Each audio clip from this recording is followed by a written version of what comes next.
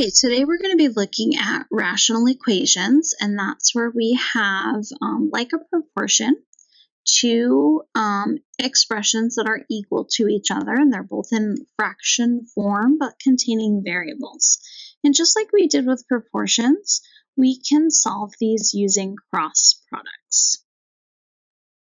So if we're looking at our equation here, we are going to use cross products to solve. So we're going to cross multiply 4 times x plus 4 and 5 times x minus 4. And this creates an equation that we can go ahead and solve for x. So we're going to need to distribute. So we have 4 times x is 4x, 4 times 4 is 16, 5 times x is 5x, 5 times negative 4 is negative 20. Now we have variables on both sides, so we're going to subtract 4x from both sides. So we have 16 equals x minus 20.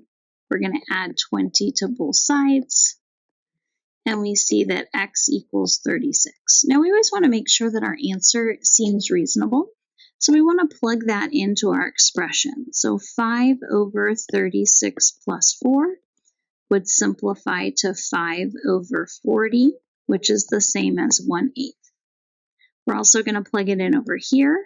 4 over 36 minus 4 becomes 4 over 32, which simplifies to 1/8. So we can see, in fact, that the two fractions are equal to each other. Going to do the same thing over here. We're going to do cross products. So we have y times y minus 2 equals 5 times 7. So that gives us y squared minus 2y equals 35. Because we have an exponent, we're going to combine all of our terms onto one side. So we have y squared minus 2y minus 35 equals 0. And we're going to factor this because there's going to be two solutions. So this becomes y minus 7 times y plus 5 equals 0. And we set each of our factors equal to 0. And we solve, so we can see that y can be 7 or y could be negative 5. So that just means that either of those that we plugged in would actually make the expression true.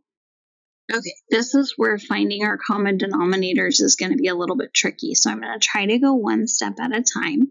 What we want to notice is that our least common denominator between z minus 2 and 3 would be 3 times z minus 2.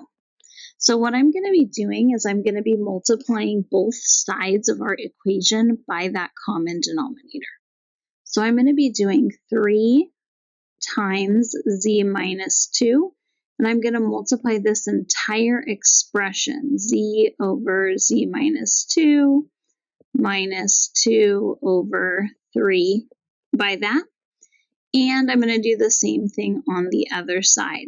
I'm going to do the 2 over z minus 2 times 3 times z minus 2. And so I am going to have to do a little bit of distributing just so we can see what's happening here. And that we can see where these, now remember, we're only multiplying our numerator. Our denominators aren't changing here because it's like this is over 1. So I have z times 3 times z minus 2. Again, my denominator doesn't change. That's over z minus 2. Minus, again, I'm multiplying this whole thing. Sorry, that's a subtraction sign.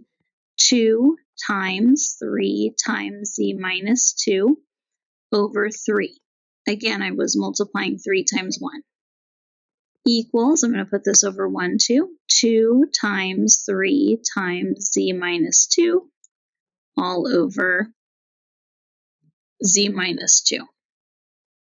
Now, the reason I did that is to cancel out common factors. So I have a z minus 2 here to cancel out, and I have a 3 here to cancel out.